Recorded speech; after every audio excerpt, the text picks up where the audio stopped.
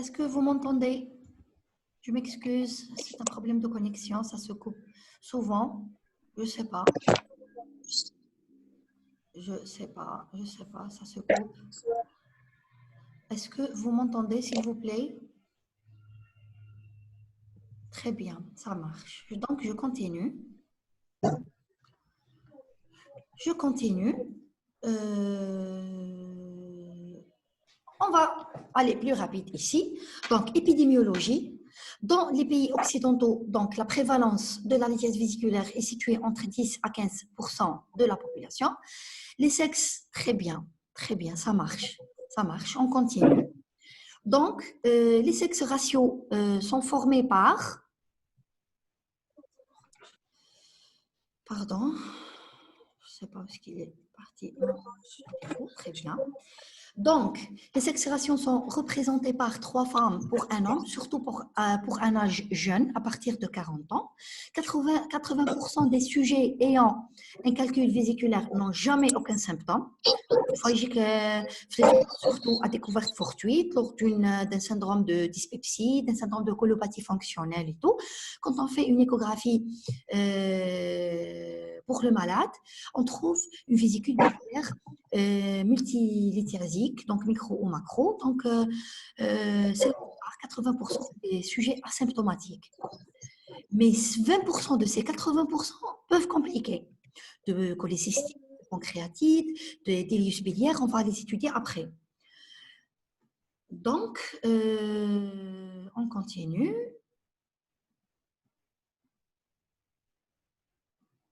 D'accord. Oui. Oui.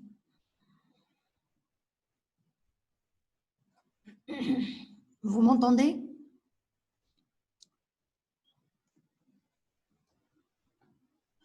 D'accord. Donc, je continue. Donc, on va entamer la lithiase vésiculaire symptomatique. Donc, le diagnostic positif, c'est le classique colique hépatique. Donc, physiopathologie. La crise de colique hépatique est provoquée par un enclavement de calcul au niveau du collet vésiculaire, bloquant ainsi l'évacuation de la bile contenue dans la vésicule biliaire. Voilà. Quand on aura un enclavement intermittent qui n'est pas permanent, ça va provoquer l'apparition de cette colique hépatique. Quand ça devient un enclavement continu, on passe d'une lithiase vésiculaire simple à une cholécystite aiguë. D'accord? Très bien. Donc, ce qui va provoquer une augmentation de la pression intravésiculaire qui se développe au niveau des parois, notamment lors des contractions réflexes, ce qui est responsable de la symptomatologie douloureuse. À ce stade-là, la douleur, elle est purement d'origine mécanique, mais l'enclavement, on ne voit pas la diapo. L'image est bloquée. C'est en rapport avec la connexion Internet, je ne sais pas. On voit l'épidémiologie. Vous ne voyez pas le ARIA. Répétez, s'il vous plaît. D'accord. On est encore à l'épidémiologie. Et maintenant, ça va maintenant. J'ai passé, c'est bon, la lithiase vésiculaire. Normalement, c'est bon. D'accord, je ne sais pas qu'est-ce qu'il est. Pas encore. Ça prend du temps. La connexion elle est très lourde. Ça se coupe. Je ne sais pas. Pas encore. OK. OK. Maintenant, ça va? Non, pas encore. Non.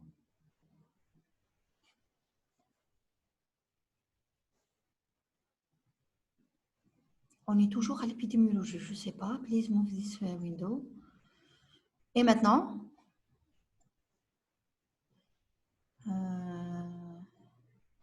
Reprendre. Non. Contrôle à distance. Annoter. Je ne sais pas. C'est un programme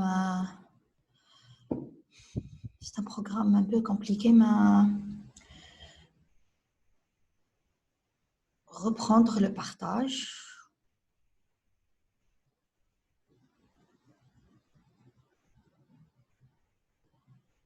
Redémarrer, oui, j'ai fait ça. Et maintenant?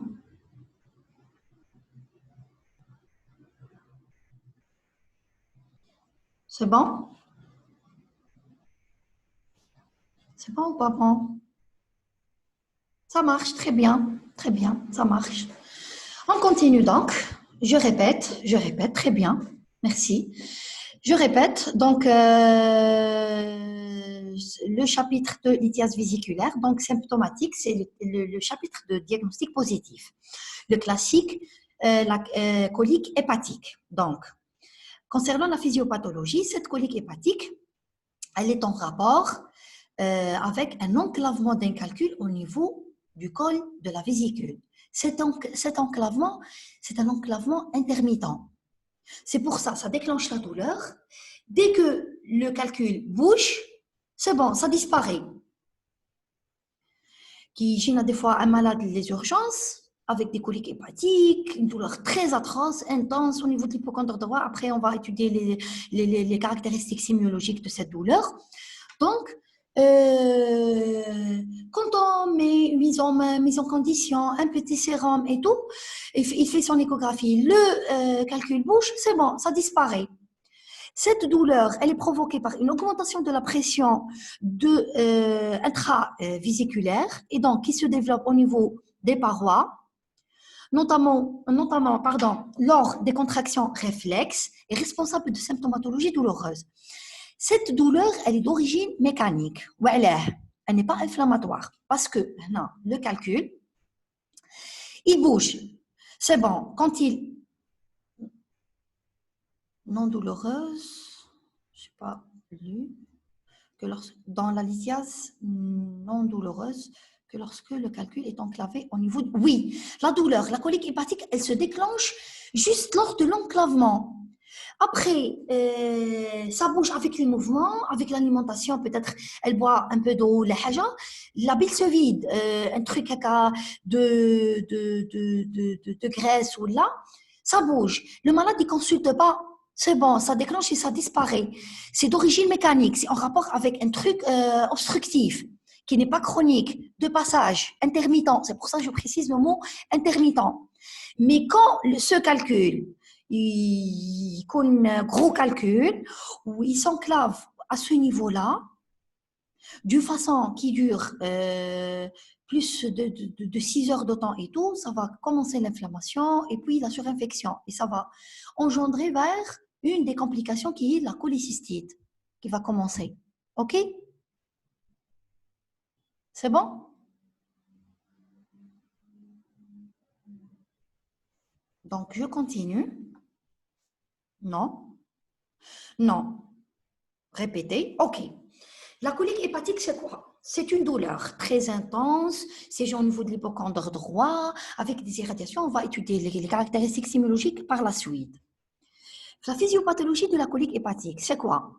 La physiopathologie de la colique hépatique, elle est en rapport avec un enclavement d'un calcul au niveau du collet vésiculaire.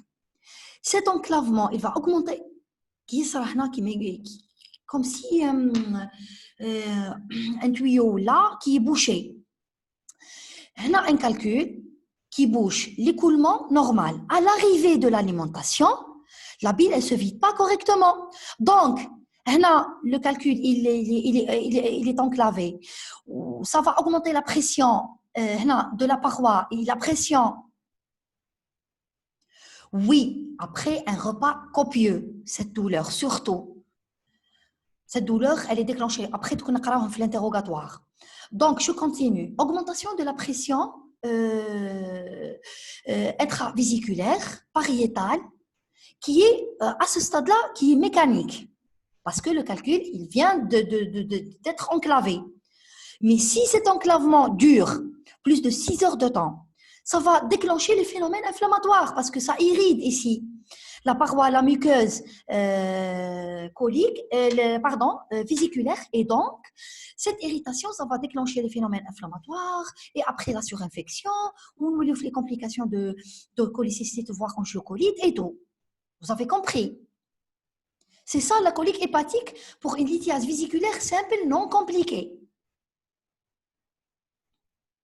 C'est bon? Très bien. Très bien, il n'y a pas de quoi. Je continue. Deuxièmement, c'est la clinique.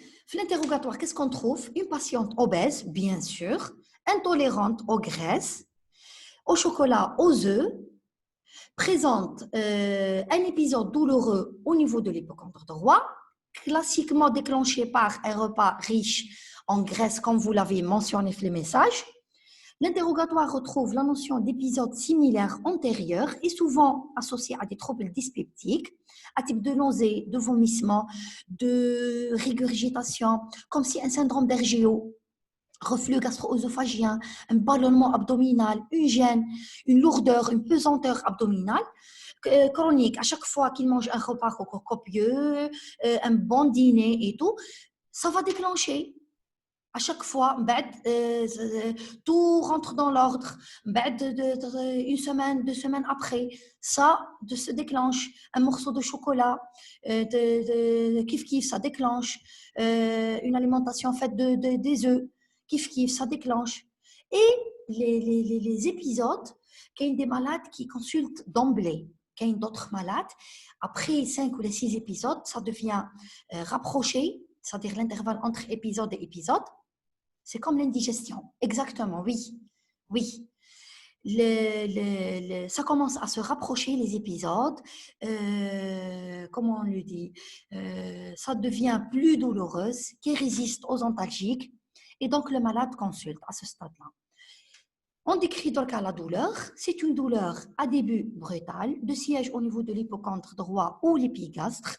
C'est une douleur intense à type de spasme, inhibant la respiration, avec des irradiations postérieures en hémiceinture ou vers l'omoplate droite. Elle disparaît spontanément après un délai qui va de quelques minutes à quelques heures. Cette description de la douleur avec l'interrogatoire à prendre par cœur. D'accord? L'examen clinique, souvent négatif. Quand on est une malade qui a beaucoup mangé, obèse, 45 ans, ayant 3 enfants sous forme de cas clinique, elle vient. On va suspecter systématiquement une vésicule biliaire, donc on fait l'examen clinique, on ne retrouve rien du tout, sauf un seul signe clinique qu'il faut l'apprendre kiff par cœur. C'est le signe de Murphy. On appelle le signe de Murphy positif. Ce signe de Murphy positif, comment on le fait? On fait une palpation profonde au niveau de l'hypocondre droit qui inhibe la douleur, l'inspiration, pardon. Du fait de la douleur, ça va et ça se bloque. OK? C'est ça.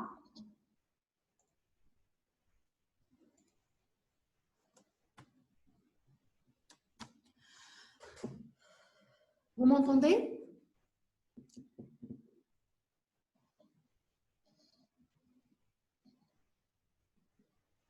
Est-ce que vous m'entendez?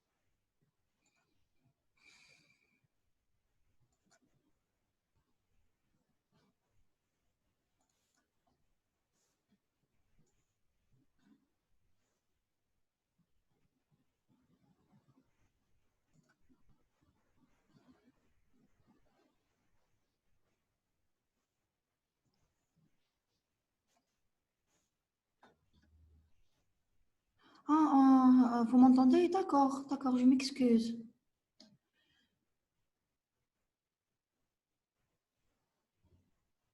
D'accord. Donc, je continue. L'examen clinique, c'est bon. Vous voyez, vous m'entendez. Et c'est affiché le document. Oui, tout est très bien. Donc, on continue. Donc, le seul truc qu'on retrouve lors de l'examen clinique, c'est quoi? C'est le signe de Murphy. Quand on fait une palpation profonde de l'hypocondyle, une inspiration profonde, la malade, elle fait comme ça. C'est bon, c'est un signe de Murphy positif. Le reste de l'examen est tout à fait normal. Toucher rectal, l'examen des autres, il n'y a pas de masse, il n'y a rien du tout, il n'y a pas d'ictère, il n'y a rien du tout. Tout est bien, on retrouve que le signe de Murphy. Je continue rapidement parce que apparemment on est limité par le temps. D'accord. Les examens complémentaires, c'est quoi? L'examen essentiel en matière vésicule biliaire ou lithiase biliaire, c'est l'échographie abdominopelvienne. On doit préciser les éléments suivants. La taille de la vésicule biliaire, l'épaisseur pour éliminer une cholécystite, elle ne doit pas dépasser 3 mm. La présence de calculs hyperéchogènes, les caractéristiques de ces calculs, ils ont un cône d'ombre postérieur qui sont mobiles avec les changements de position. Je pense que les photos ont été supprimées parce que j'ai mis une photo qui montre le cône d'ombre postérieur. Votre téléphone. D'accord, ok.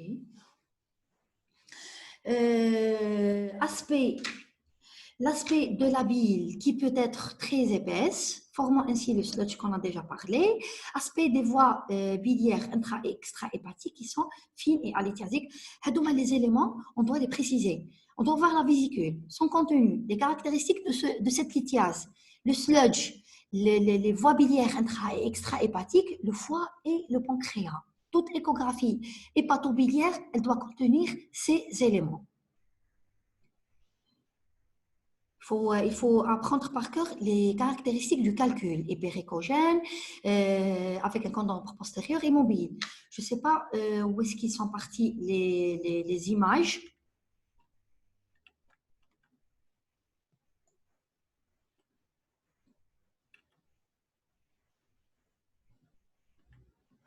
Je ne sais pas. Donc, on passe à l'ASP. Donc, l'intérêt de l'ASP en matière de vésicule biliaire, il n'a pas d'intérêt, beaucoup d'intérêt, sauf en cas de lithiase calcique. La biologie non plus, c'est un examen préopératoire normal, sur des raffinettes complètes, des PTCK, groupage, sérologie, etc. On ne trouve pas de perturbation, ni le bilan hépatique, ni l'hyperleucocytose, parce qu'il s'agit d'un trouble mécanique qui n'est pas inflammatoire. Très bien. C'est garder une seule image. C'est quoi le sludge? Je l'ai déjà écrit, c'est une boue épaisse. C'est une bile qui est vraiment épaisse et stagnée au niveau du fond vésiculaire. C'est bon? C'est ça le sludge vésiculaire. C'est le premier stade de formation de lithiase vésiculaire. Le chapitre de l'éthogénèse. Quand est-ce qu'on parle d'angiocolite et la triade de Charcot, on va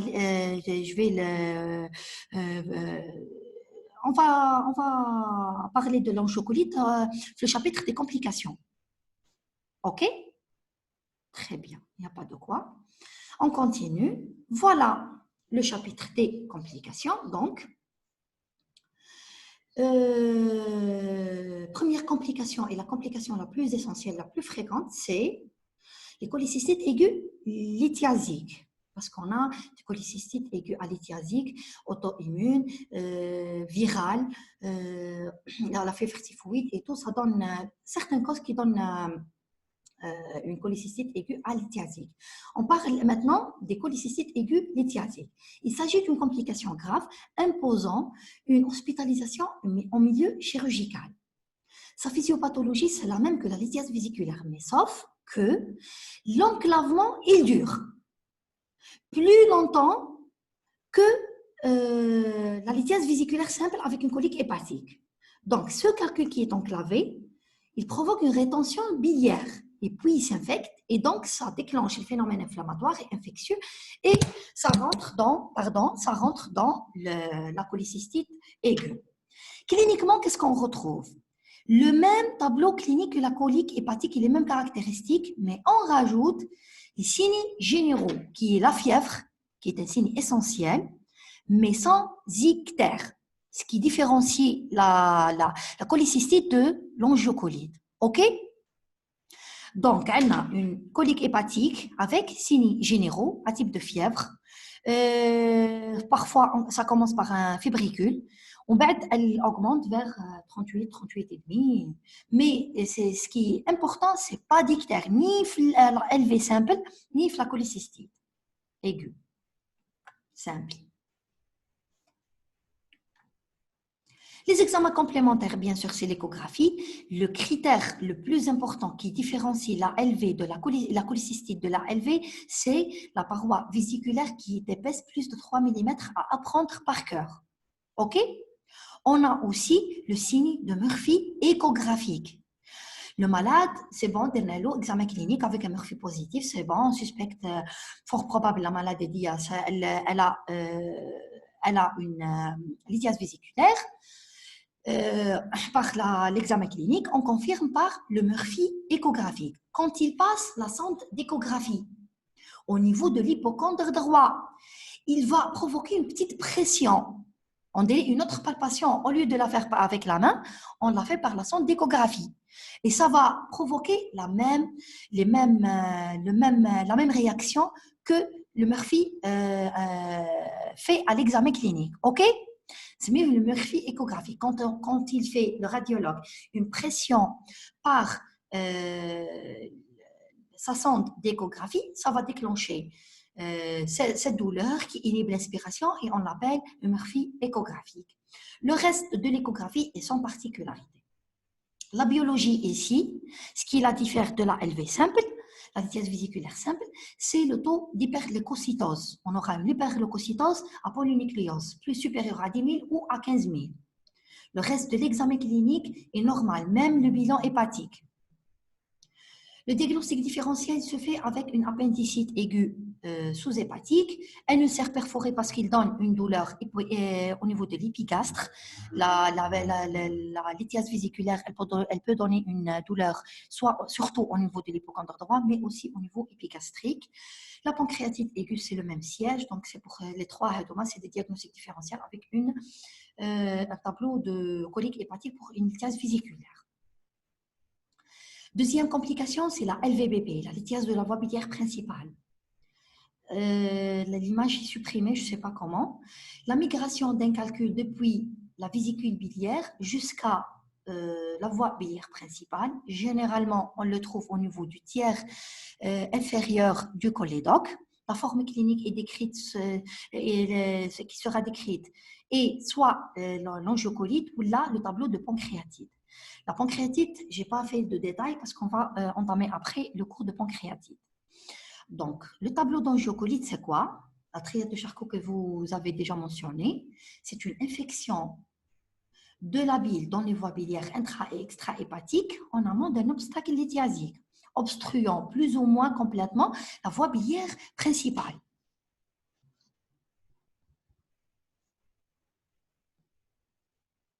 Non, il n'y a pas de cours d'angiocolite à part. Non, il n'y a pas. Cliniquement, on a la fameuse triade de Charcot. Où est la triade de Charcot? Douleur, ictère, fièvre. Fièvre, ictère, pardon. Douleur, fièvre et ictère. C'est une symptomatologie qui a une chronologie sur 48, 24, 48 jusqu'à 72 heures. Comment ça se passe? Dans la douleur normale, comme si une LV, une cholécystite normale, à type de colique hépatique au niveau de l'hypocondre droit. Le lendemain s'installe la fièvre. Une fièvre à 39,5 jusqu'à 40, avec voire soit une fièvre isolée ou là une fièvre avec tout un syndrome septique sévère, frisson, sueur, état de choc, voire qu'il y a des malades qui sont en état de choc. Après, les deux hédomas s'installent. Après le troisième jour, ou la fin du deuxième jour, s'installe l'ictère. Soit la douleur, elle disparaît. ainsi que la fièvre. Soit ça persiste, c'est-à-dire un tableau vraiment chronologique, douleur, puis fièvre, s'installe la fièvre, puis s'installe l'ictère. D'accord? C'est-à-dire au bout de 24, 72 jusqu'à 72 heures, on aura cette triade. On n'aura pas ictère sans douleur. Ou là, par exemple, une fièvre, on va une douleur, soit une douleur associée d'emblée à une fièvre, soit une douleur suivie de fièvre, suivie de l'ictère. L'ictère, c'est le dernier qui s'installe pour parler d'une angiocolite, pour parler de la triade de Charcot. OK? Donc, l'examen clinique, il est pauvre, à part une douleur au niveau de l'hypochondre droit, parfois un état de choc, avec une hypotension, un collapsus. On continue. Les examens complémentaires, par contre, ici, on aura une perturbation du bilan hépatique, un syndrome de cholestase et un syndrome de cytolyse. Syndrome de cytolyse fait de quoi? Augmentation des TGO, TGP, c'est les transaminases, ou les azates et les alates. Et le syndrome de cholestase, c'est une élévation de la bilirubine totale conjuguée et non conjuguée, l'augmentation de gamma-GT, le glucuronyltransférase, qui est l'hormone qui conjugue la bilirubine non conjuguée au niveau du foie, conjuguée, et les phosphatases alcalines. Donc, les transaminases, c'est le syndrome de cytolyse. Quand on aura une augmentation de TGO, TGP, azate et alate, c'est une cytolyse. Quand on aura une augmentation de phosphatase alcaline, de gamma-GT, de bilirubine, totale avec ces deux fragments, on aura une cholestase. D'accord?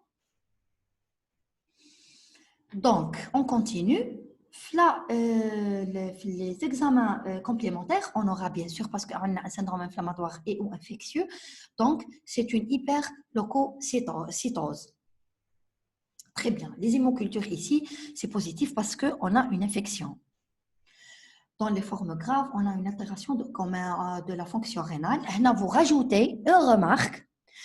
L'altération de la fonction rénale au cours de l'angiocolite, on appelle ce type d'angiocolite, c'est l'angiocolite urémigène. C'est une indication, c'est une urgence chirurgicale par excellence. Les malades rentrent dans un cercle vicieux d'état de choc, ils meurent par une angiocolite, par une LV qui est compliquée d'une angiocolite. Il faut toujours, quand on suspecte une angiocolite, il faut faire tout un bilan préopératoire, y compris la fonction rénale. Si elle est perturbée, il faut préparer le malade pour un geste chirurgical d'évacuation en urgence. C'est mieux l'angiocolite urémigène, cholestase en rapport avec une rétention biliaire. Oui? Quoi? Oui? Répétez s'il vous plaît. D'accord, je vais répéter la remarque à l'angiocolite urémigène. J'ai la malade avec une suspicion, les urgences, avec une suspicion d'angiocolite. Cette suspicion d'angiocolite, c'est bon, on a fait tout un bilan. On doit systématiquement faire le bilan d'urgence, une fonction rénale. Pourquoi? Si la fonction rénale, elle est perturbée, donc l'état de choc, c'est-à-dire le malade, il va amorcer directement un état de choc. Et cette infection, l'état de choc, quel type d'état de choc? C'est un état de choc septique. Cet état de choc septique, il va engager le pronostic vital du malade. Donc, on doit évacuer, on doit faire une vidange de la voie biliaire principale de la bile infectée. Donc, ce type d'angiocolite, on l'appelle angiocolite urémigène. L'urée et la créa en rapport avec l'augmentation du taux de l'urée. Ça va provoquer une altération de la fonction rénale et ça va provoquer une insuffisance rénale aiguë fonctionnelle et puis elle devient organique. Donc, pour éviter cette complication qui peut être même mortelle pour le malade, il faut opérer d'emblée, d'urgence. C'est une urgence qui m'a la péritonite, qui m'a la péritonite par perforation d'ulcère, qui m'a le VCP, le volvulus du côlon pelvien, l'hernie inguinale étanglée, les strangulations, les occlusions par strangulation. Elle a la même valeur, c'est-à-dire le pourcentage d'urgence. C'est une extrême urgence. L'angiocolite urémigène. OK? L'angiocolite, qu'est-ce qu'on...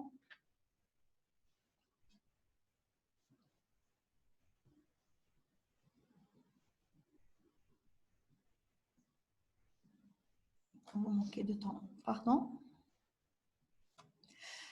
Pourquoi un syndrome de cytolyse? C'est secondairement, le syndrome de cytolyse. Il vient après le syndrome de cholestase, Hakima.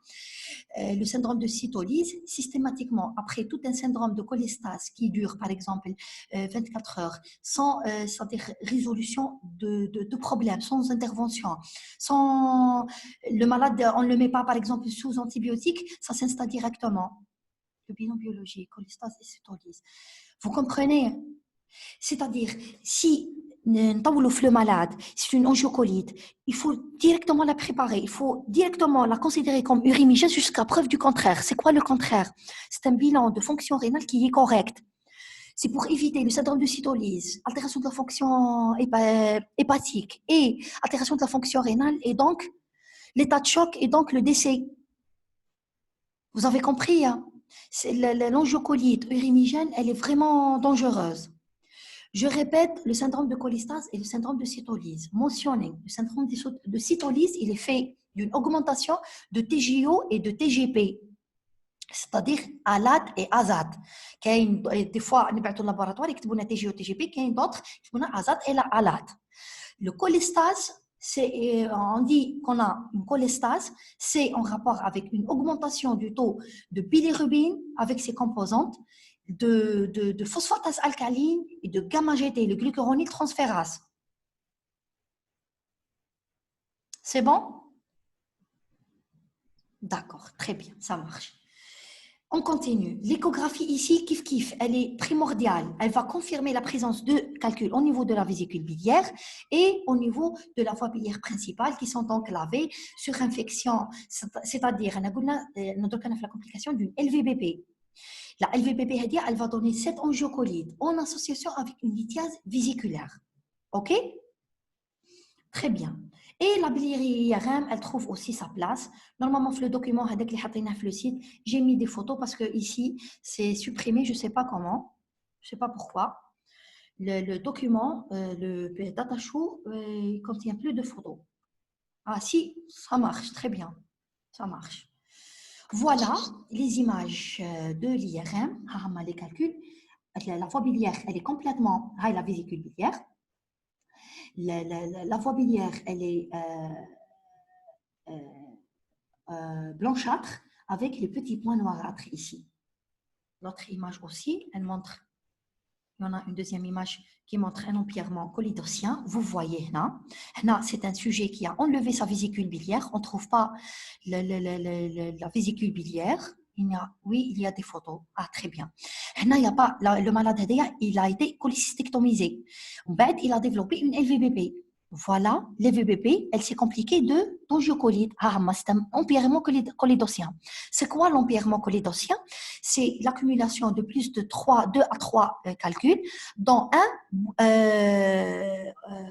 obture la voie biliaire principale. C'est-à-dire qu'il ne laisse pas l'écoulement de la bile, correct, de la bile.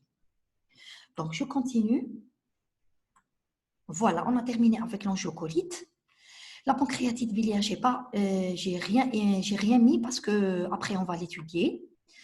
Cinquièmement, c'est le syndrome de Bouveret. C'est quoi le syndrome de Bouveret? C'est l'image la plus importante est effacée. Donc, c'est une obstruction pyloro-duodénale par un calcul ayant migré à travers une fistule cholécysto-gastrique. Donc, qu'est-ce qu'il va y avoir? La planche, pourquoi? Parce que l'image, elle est essentielle. La vésicule, le syndrome de Bouveret, on aura quoi? La vésicule biliaire, plusieurs épisodes de cholécystite, elle devient lourde, elle devient appendue sur le duodénum. C'est le duodénum. L'angle entre D1 et D2. C'est le premier duodénum et le deuxième duodénum. Il va y avoir comment dirais-je, c'est un contact direct entre la vésicule et le duodénum. Ce contact direct, avec les contractions, le péristaltisme intestinal et les contractions de la vésicule biliaire, ça va provoquer un frottement qui est chronique. Ce frottement, il va créer un accolement à la vésicule sur le duodénum. Cet accolement, il va créer un trajet. Ce trajet, on l'appelle une fistule. Les calculs qui sont dans la vésicule migrent vers l'intestin. Les calculs, des gros calculs, il va monter. Il va être bloqué. Je vous l'image du scanner. Il va être bloqué au niveau de la région pyloro-duodénale. Et il va provoquer un syndrome de sténose pylorique ou une occlusion intestinale haute. Par ce calcul qui est migré à travers cette fistule cholécysto-gastrique ou la cholécysto-duodénale, avec un passage de calcul dans la vésicule biliaire, de la vésicule biliaire vers l'estomac, survenant surtout sur un calcul unique et volumineux, le plus souvent supérieur à 3 cm. Cliniquement, une crise douloureuse avec des vomissements alimentaires parce que il n'y a pas de passage à travers le pylore. C'est-à-dire le calcul, dès qu'il bouche le pylore, on va y avoir des vomissements alimentaires et des vomissements alimentaires et une crise douloureuse. Comme on a dit tout à l'heure, c'est la crise de dyspepsie. OK? Très bien. Donc, on fait par la suite des vomissements alimentaires non bilieux, altération plus ou moins une altération, installation de l'altération de l'état général, évoquant une sténose digestive néoplasique avec un ventre plat. Quand on fait un ASP, un abdomen sous préparation, on trouvera, comme l'image le montre, une aérobilie avec ou sans calcul radio-opaque. Soit on trouve le calcul, ça va confirmer encore plus le diagnostic, ici, on le trouve ici, le calcul, soit on ne le trouve pas. Le cas le plus fréquent, c'est on ne le trouve pas, le calcul radio-opaque, c'est-à-dire quand on fait un scanner, voilà, les petites bulles d'air, on regarde la voie biliaire principale et voilà, le gros calcul, il est environ de 4 cm environ, qui est enclavé, qui a provoqué. L'aérobilie, c'est la présence d'air dans les voies biliaires. La présence d'air dans les voies biliaires, l'aérobilie. OK? L'aérobilie, voilà, on la trouve ici. Il y a tout le trajet de l'arbre biliaire, on trouve l'aérobilie. C'est la fistule. Suivez-moi sur cette image. Pardon. Quand on aura une fistule ici, l'air de l'intestin, il va passer dans les voies biliaires. L'aérobilie, c'est la présence d'air ou de gaz dans les voies biliaires. C'est en rapport avec la fistule bilio-digestive. OK? Le trajet qui a permis au calcul de passer de la vésicule biliaire ou des voies biliaires vers soit les intestins, soit vers l'estomac. D'accord? C'est ça l'aérobilie. C'est en rapport. Quand on trouve une aérobilie, c'est-à-dire il y en a une fistule quelque part entre la vésicule et n'importe quel segment des intestins. C'est bon? Vous avez compris?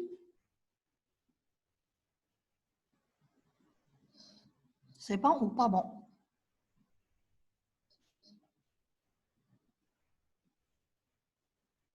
D'accord.